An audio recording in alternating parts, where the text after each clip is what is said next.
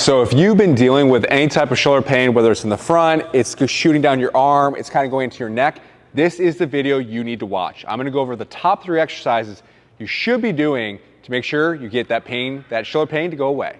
Now, some of these exercises are going to include using one of these longer resistance bands. If you don't have one of these, go ahead and look in the caption below. I will have a link to the ones that I specifically use with my clients or that I refer to my clients. So the first exercise we're gonna do is band pull aparts. This is really important to make sure we're getting that engagement back to our shoulder blades, which can take the stress away from a lot of the shoulder joint muscles. So when we do these band pull aparts, the most important thing is that you make sure that your arms are out straight and locked out. We don't wanna keep those elbows bent, because as we pull apart, that can still create tension here in these deltoid muscles when we're trying to get muscles in the back to fire more effectively.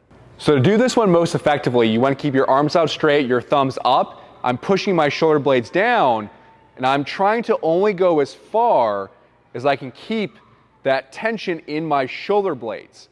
And that shoulder blade area is right through here. We don't want to feel this. We don't want to feel up into those trap muscles as well.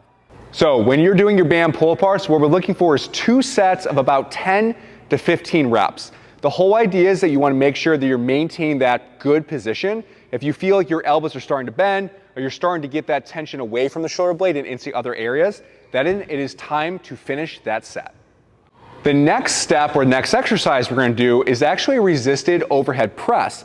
The purpose of this is that when we have any type of shoulder pain, neurologically the timing's off. The wrong muscles are firing at the wrong time. So we want to get all of that sequence of firing back. Hold that band right in our hands and a couple of our fingers just like this. Our hands need to be outside of our shoulders. From this position, we're going to make sure that our thumbs stay backwards, and then I'm just gently pushing my shoulder blades down and keeping them there as I slide my hands up the wall, keeping pressure against the wall with the pinky side of my hands.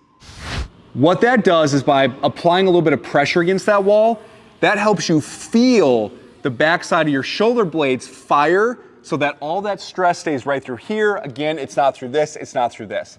If you're feeling that tension through here or through your neck muscles, you want to really try to drive your shoulder blades down further as you go up, thinking of almost an inverse relationship. So what that means is that the higher my hands go, the more my shoulder blades should go down. So with this exercise, we're looking for 2 sets. Somewhere in close to that 8 to 12 rep range is more appropriate for this. You may not be able to do as many reps, but we're looking for really high quality movement that's going to help reinforce better mechanics. Now, this third one might surprise you, but it's actually push-ups. But what we're doing with this push-up is we're actually doing a modified push-up. So we're going to something that's about counter height to start. The reason why we're doing push-ups is that when I load into this push-up position and I put weight through my hands, that can really help me feel that tension in my shoulder blades, especially when I am in that starting position with my elbows locked out. From here, all I'm gonna do is I'm gonna make sure that my shoulder blades are down. I'm gonna keep a little bit more pressure on the pinky side of my hand versus the pointer. That's gonna make sure that my rotator cuff muscles are really engaged. Once I feel my shoulder blades are down, I only go through a range of motion that I can feel that tension in my shoulder blades, which is the backside of your shoulder.